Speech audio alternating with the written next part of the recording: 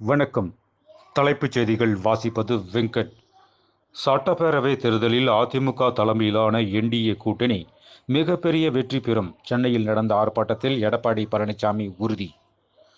கரூர் கூட்ட நெரிசலால் ஏற்பட்ட துயர சம்பவத்தில் 41 பேர் உயிரிழந்த விவகாரம் டெல்லியில் உள்ள சிபிஐ அலுவலகத்தில் தமிழக முன்னாள் அமைச்சர் செந்தில் பாலாஜி ஆஜர். ஆப்கான் மருத்துவமனை மீது பாகிஸ்தான் நடத்திய வான்வெளி தாக்குதலில் 400 பேர் பலி, 250 பேர் காயம். 40,000 மெட்ரிக் டன் எல்பிஜி உடன் குஜராத் வந்து சேர்ந்தது சிவாலிக் சரக்கு கப்பல். திமுக மார்க்சிஸ்ட் இடையே 3ஆம் கட்ட பேச்சுவார்த்தை. கடந்த முறையை விட கூடுதல் தொகுதிகளை பெற உறுதியாக இருக்கிறோம். சண்முகம். தக்கலை அருகே கட்டுப்பாட்டை இழந்து தாறுமாறாக ஓடியதில் ஆம்னி பேருந்து ஆற்றில் பாய்ந்தது. பைக் மீது மோதியதால் 2 உயிரிழப்பு. உணவு பாதுகாப்பு தர சான்றிதழை இனி புதுப்பிக்க தேவையில்லை. அறிவிப்பு வெளியிட்டது FSSAI. அமைச்சர் பதவி என்பது அதிக வெற்றியை பெற்று தருபவர்களுக்கே என்பதை மனதில் வைத்துக் கொள்ளுங்கள். திமுக மாவட்ட செயலாளர்கள் கூட்டத்தில் முதல்வர் மு க ஸ்டாலின் பேச்சு.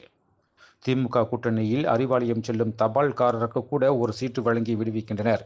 கரூர் மாவட்ட அதிமுக அலுவலகத்தில் நடைபெற்ற நிர்வாகிகள் கூட்டத்தில் அண்ணாமலை கிண்டல் பேச்சு. வான்பரப்பு முடக்கத்தால் இந்திய விமான நிறுவனங்களில் 4335 விமான சேவை ரத்து. சிவில் விமான போக்குவரத்து துறை அமைச்சர் ராம் மோகன் நாயுடு தகவல். விஜய் தான் தமிழ்நாட்டின் முதலமைச்சராக வர வேண்டும் என்பதுதான் எங்களுடைய உறுதியான நிலைப்பாடு, ஆசை. செங்கோட்டையன் பேட்டி. சென்னையில் 785 வாக்குச்சாவடிகள் பதற்றமானவை. மாவட்ட தேர்தல் அதிகாரி குமரகுருபன் தகவல். மேலும் விரிவான செய்திகளுக்கு அரசியல் ராஜ்யம் மின் இதழை படியுங்கள். நன்றி, வணக்கம்.